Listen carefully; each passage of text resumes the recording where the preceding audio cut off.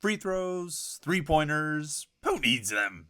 You don't need those to win games. You don't need to make your free throws. You don't need to make your three-pointers to win games, right? Well, Pitt basketball showed us last night that they could actually pull it off without making shots in those two areas of the game. We're going to talk about that win over Florida Gulf Coast and what we saw out of the Panthers in a pretty impressive night at the Peterson Event Center today on the Morning Pitt on youtube.com/Panther-Lair.com.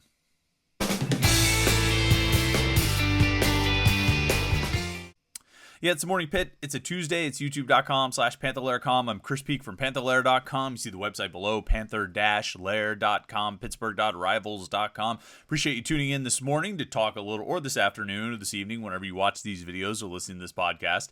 Either way, we appreciate you tuning in to spend a few minutes with us here, hanging out, talking about Pitt sports as we do every morning on the Morning Pitt on youtube.com/Panther-Lair.com. And of course, every morning on the Morning Pitt, we ask you to like this video and subscribe. Subscribe to our YouTube channel, youtube.com/Panther-Lair.com. That way you never miss any of our video content. You know, we had a lot of videos coming out of last night. We had the video of Pat Chambers, the Florida Gulf Coast, former Penn State coach, who is the Florida Gulf Coast head coach now. We had video of him talking about the game and talking about his team. We had video, of course, of Jeff Capel and Ishmael Leggett and Will Jeffress talking after the game about that win. We have these daily Morning Pitt videos that we do. We have our weekly live show every Wednesday night at 8:30 p.m. We'll be live tomorrow night. Me and Jim Hammett will get together for an hour and talk a little Pitt sports with you. We have our live post-game shows that we do. That'll be this Thursday night. It's going to be a late one after the Boston College game. I'm not sure what time we're going to get started, but we'll have a live show for you, and might not get a Morning Pitt the next morning, but we'll have a live post-game show for you to tune into and talk about that game, the Pitt Boston College game on Thursday night at Acrisure Stadium. But we do it all right here, youtube.com/Panther-Lair.com. So if you subscribe and turn on your notifications, you'll get an alert sent to your phone every time we go live, every time we post a new video, and that way you don't miss any of our video content right here, youtube.com/Panther-Lair.com. And of course, the website below, Panther-Lair.com, Pittsburgh.rivals.com, the most comprehensive source of Pitt sports news on the internet, football, basketball, and recruiting. You find it all at Panther-Lair.com. And message boards to interact with hundreds and thousands of other Pitt fans. All day, every day, Pitt fans are talking about Pitt sports on Panther-Lair.com. And if you're a Pitt fan, you want to be part of that conversation, that's the place to do it. It's the best online community of Pitt fans. Certainly, there are good things to talk about with basketball. There are bad things to talk about with football. And all those conversations are happening right now at Panther-Lair.com, Pittsburgh.rivals.com. We're going to stay on the good side of things today. A little Pitt hoops to talk about, after the Panthers beat Florida Gulf Coast last night, 86-74. And, you start with the most obvious thing about that game. And it's the most obvious thing because it's also the most remarkable thing. That they shot 18 of 32 from the free throw line. This team left 14 points on the court from the free throw line. And they shot 8 of 28 from three. That's a sub 30% three-point percentage. This team's not going to shoot 45% as a team from three, but they're going to do better than 30%, I think, on most nights. And here they were at 28.6 for this game. So you've got, 14 missed free throws, 20 missed three-pointers. I mean, you're looking at legitimately, all right, let's not even say they make all of their free throws and all of their three-pointers. Well, let's just say they make enough to get, I don't know, let's say out of those 14 missed threes, let's say they make 9 of them, right? Let's say just 9. So instead of 18 of 32, they're 27 of 32. I mean, that's a really good percentage. Maybe we're shooting too high. Let's go 24 of 32. All right, 24 of 32 is still not that great. Do the math quick. What? That's like 75%? I guess that's pretty decent. Well, let's say they go 24 of 32, all right? So that's an extra 6 points. And let's say they make another 3 three-pointers. All right, so not even crazy. I mean, it would still be 11 of 28. Still not a great percentage, still not a great shooting night. But let's just say they make 3 more three-pointers and 6 more free throws. They're over 100 points in this game. And it's really remarkable that they missed as many free throws as they did. And they missed as many three-pointers as they did. And they still managed to shoot damn near 50% for the game and score 86 points. I mean, this is a team that was very much not on its A game, but when it comes to shooting at least. I think they were on their A game in certain other areas, and we'll talk about that. And I think at various points in the game, they were on their A game in other areas. But when it comes to shooting, particularly from the free throw line or the three-point line, they were very much not on their A game. And they're a team that's going to rely on three-point shooting. They're a team that has relied on three-point shooting. They did last year, and I think they will again this year. And it was not happening tonight. And I don't know. I'm pretty sure that last year's team, and maybe we can go back and find a game where this happened, but I'm pretty sure if last year's team had a game where they went 8 of 28 from three and shot 56%. Let's put it in percentages. If they had a game last year where they shot sub 30% from three and 56% from the free throw line, I don't think they were scoring 86 points. I mean, think about how potent this team is right now. How good offensively, how productive offensively this team is, and how many different ways they can find to score. That the three-point shot really wasn't falling, really didn't happen for them. They didn't get all of the free easy baskets, the easy points that Florida Gulf Coast was willing to give them with the free throws, and they still score 86. I mean, that to me is the most remarkable part of this game last night. And there were a lot of remarkable things, from the freshman guards to the way the defense kind of turned around, to the play of Will Jeffers, the work on the boards. There was a lot. There was a lot to like in this game. But the fact that they were able to really, in large part struggle with some key elements of their offense, some things that they're going to come to rely on, and still put up 86 is just, it's wild. I'm doing the math real quick here, and I want to say they were 22 of 33 from inside the arc, right? Because they were 30 of 61 overall. They were 8 of 28 from three. So 22 of 33, that's 2 out of 3. It's 67% from inside the arc. This team was really able to finish. And that's guys like Ishmael Leggett going 6 of 9 from inside the arc. Bub Carrington going 3 of 3 from inside the arc. Jalen Lowe going 3 of 5 from inside the arc.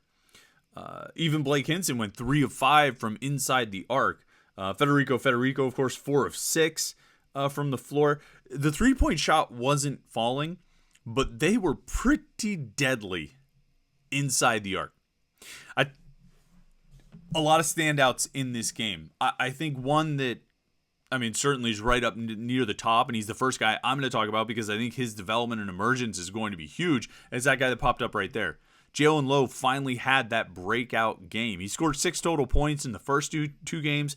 Comes out last night, plays 15 minutes and scores 12 points, 5 of 9 shooting, hits 2 of 4 from 3. Grabs a rebound, hands out 2 assists, didn't turn the ball over, didn't commit a foul. Not a perfect game, and again, only played 15 minutes. But Jalen Lowe, I think for him to finally have a few shots go down, and that was what Jeff Capel said, is he's a good player. The shots just weren't following. He just couldn't hit a shot, and that's what he said last night. And he said it after the Binghamton game on Friday, too, that, they're not worried about Jalen Lowe. They want him to keep shooting because they know he can make the baskets. They weren't going in. Well, they went in last night. And I think you could see him just possession by possession continuing to grow in his confidence. And that's not to say that he was lacking confidence. I think you can be a confident player. As Jeff Capel said last night, if he was lacking in confidence, he would have stopped shooting. And he didn't stop shooting. He kept shooting even though the ball wasn't going in the net. So I don't think he was lacking in confidence, but I think there is sort of an extra gear of confidence that can kick in once you start making a few shots. And Bub Carrington had that from the very beginning of the season. He was making shots right off the bat from the season opener.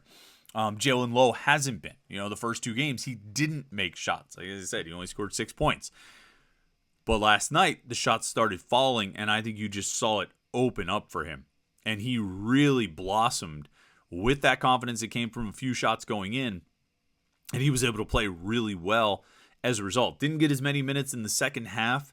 They really stuck with Bub Carrington and Ishmael Leggett. I'm going to look at their minutes real quick for those two guys. In the second half, Leggett played 19 minutes. Carrington played all 20. Lowe only got 4 minutes. I think that was the situation. I mean, to be honest, I kind of think Jeff Capel maybe panicked a little bit. I think Jeff Capel felt like that game was a little bit, I mean, it was close. It did get close. I think Florida Gulf Coast was able to cut the lead to single digits about 8 times. Most of those coming in the second half. And that's not an exaggeration. They did cut it to 8. Pitt pushed it as far as 15. And then Florida Gulf Coast went on a 13-3 run. And, obviously you cut that lead down to like 5. And so I think Jeff Capel was panicked a little bit, wanted to stick with his best players as long as he could and as much as he could. So he had Bub Carrington out there for 20 minutes. He had Ishmael Leggett out there for 19 minutes. Will Jeffers played great defense, so he got 15 minutes. Hinson, of course, got 16 minutes. You got 10 and 10 for Federico, and Guillermo Diaz-Graham. But Jalen Lowe probably got squeezed out of some minutes that I think he probably could have handled. I think he played well enough in the game to merit minutes, even when the game was getting close. But I think Jeff Capel probably, I think he panicked a little bit there and just stuck with his main guys as long as he can. But I think the way Lowe played last night is huge going forward. I think it's a huge confidence boost for him. I think his teammates always trusted him and believed in him. But I mean, once you see a guy actually do it, it changes the perspective. You can have 100% confidence and faith in your teammate. But then once he starts hitting a few shots, I think that meter goes over 100 and the confidence only increases. Bub Carrington, I mean, again, just an outstanding game. 37 minutes. He scores 19 points, 5 of 9 from the floor, 4 rebounds, hands out 7 assists. Only committed 1 turnover, playing, like I said, 37 minutes.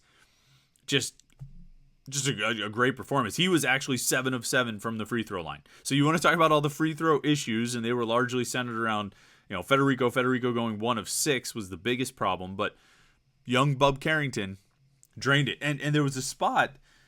It was 76-61 when they went to the under 4 media timeout. When they came out of the media timeout, it's 76-71. I said 76-61, but it was 76-71. It was a 5-point game. They come out of the media timeout. Bub Carrington goes to the free throw line, coming out of the timeout, and hit both threes. Now, Florida Gulf Coast got a basket at the other end, so they weren't out of the woods just quite yet. But that's a huge spot for a freshman to step up in. Under 4 minutes to go. You're only up 5. This mid-major has you maybe not on the ropes, but they're clearly showing you that you are going to have to win this game all the way to the very buzzer. And if you don't make both of your free throws here, they've got a real chance to make it a 1-possession game down at the end of the other end of the court. But he comes out and drains both. And again, like I said, went 7 of 7. And then he gets the logo 3 to get up to 19 points. The game high total in that one, with that 3 at the very end, with the shot clock running down to 0, makes that with 25 seconds left to go. I mean, he's been outstanding. He scored 18, 18, and 19. I think he's got, probably 18 rebounds through 3 games. He's got, 21 assists through 3 games. I mean, averaging 7 assists per game. He's playing at a really high level. It's a lot of fun to watch. And I think there again, the confidence, I think the confidence is growing for Bub Carrington, and the way it's growing for Bub Carrington and how that's sort of manifesting is that he is getting more and more comfortable on the court. And I think he was comfortable right off the bat against North Carolina A&T.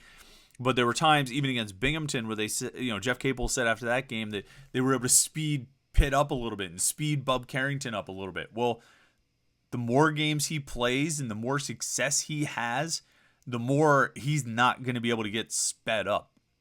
And the more it's going to slow down for him out there, the more comfortable he's going to feel, and the more he's just going to be able to go off. And you know who else is really emerging over these last 2 games is Ishmael Leggett. Leggett goes for 17 points in this game, 6 of 12 from the floor. I think he's probably going to be that kind of volume. I don't even want to say shooter, because a lot of it is sort of just going to the hoop and trying to get layups. He was 0 of 3 from 3, so 6 of 9 from inside the arc. But he grabbed 7 rebounds. He had 5 assists. Didn't turn the ball over. Had 2 steals. Ishmael Leggett. It's funny because coming into this, and this is probably something we could dig into more at a later date, But it's funny after 3 games because coming into the season, if you had talked about the 2 transfers, if Ishmael Leggett and Zach Austin, I was far more intrigued by Austin. I had far higher hopes and expectations for Austin, and maybe I still do to some extent. But it's definitely, I've definitely reversed course on Ishmael Leggett. Ishmael Leggett looks like a legitimate ACC player and a guy who is going to be able to provide a spark to this team pretty much at any time.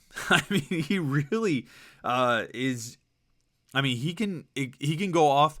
In transition, he's really good. He can get steals. He rebounds well, so he can get out and lead the break or make that sort of outlet pass out of a defensive rebound.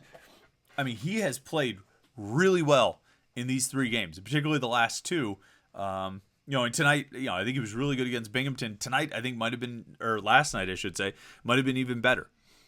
He has just really excelled. And I think so far through 3 games, he's exceeded my expectations because I wasn't sure how his game was going to translate, at the ACC level. And Pitt's not playing ACC games yet, but he looks like he's going to be able to belong. It looks like he's going to be able to hang, finishing at the hoop. He had some nice sort of, delay sort of floater type of shots. I think he's going to be able to hit a few threes. He won't go 0 of 3 every night.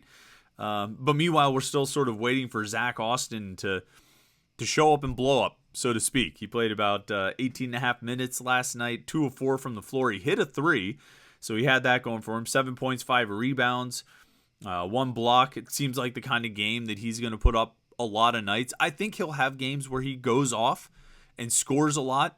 But as long as he keeps providing the rebounds and as long as he keeps providing the block threat, adding to that rim protection along with Federico and Guillermo Diaz-Graham, and then also just generally his defense that he's been playing, they'll take the defense and rebounding out of him and then occasional scoring. Just with how many scoring options have emerged on this team, I think they'll take the defense and rebounding and get what points they can. And I would say the same thing for Will Jeffers as well. 21 minutes and 16 seconds of just outstanding basketball.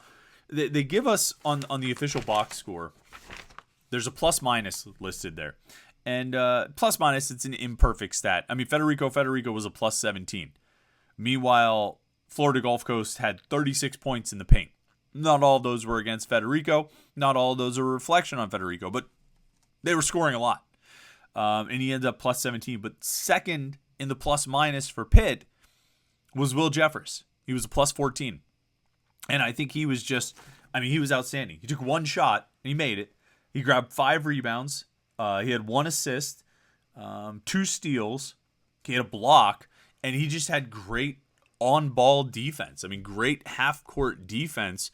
Jeff Capels joked, and I don't know if he was entirely joking. He said by the end of the game, Will Jeffers was guarding everybody. He had an assignment to guard Zach Anderson, who was Florida Gulf Coast's leading scorer, averaging 14.5 points per game. Anderson finished with 10 points on 3 of 8 shooting. But by the end of the game, he was sort of just guarding everyone. I still remember a few years ago asking Jeff Capel, what's Will Jeffers' ideal game? If he's playing at his best, what can he do for you? What can he be? And he said, we believe he can be a 3-and-D guy. Well, the 3-point shooting hasn't really emerged. He didn't even attempt one last night, but the defense has. And I think with this team, with the scoring options they've got, when they've got Bub Carrington, they've got Ish Leggett, they've got Blake Hinson, they've got Jalen Lowe coming off the bench. Those are some very dynamic scoring options that if you end up where Zach Austin doesn't really score that much for you or Will Jeffers doesn't score that much for you, it's okay, and you can live with it because of the defense and the rebounding you can get from those guys. Combined, they had 10 rebounds between the two of them. 10 rebounds, 2 blocks, 3 steals, 1 turnover between the two of them. That you will take that. I think you will absolutely take that kind of game out of Zach Austin and Will Jeffers. And not to equate the two, because I think Austin, like I said, is going to blow up for a few games where he really puts up some big offensive numbers. But you'll take the defense and rebounding out of both of those guys because you don't need to rely on them for scoring. And it's sort of a luxury situation to have where you've got good enough scorers with those other 4 guys that I mentioned that you don't need all 5 guys to be a scoring threat, even though they're each sort of unique threats in their own way.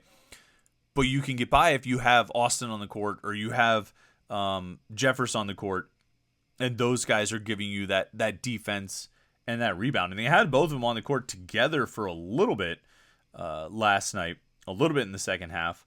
But really, it was Jeffers who finished the half. He came in at the 16:27 mark and played the whole way. I'm glancing through my notes real quick. I don't see him coming out of the game. And he played great. He was a big part of the reason Pitt got that win. And then there's Blake Hinson, 18 points on 6 of 15 shooting. He goes 3 of 10 from 3. So you've got really 2 games now out of 3 where Hinson has not shot well from outside. Still no concern whatsoever about that. You get 5, 6, 7, 8 games in. If he's still struggling and only has like 2 good 3-point shooting games, then we could talk about it. I'm not concerned in the least. He finished with 18 points, 5 rebounds. Did have 2 turnovers.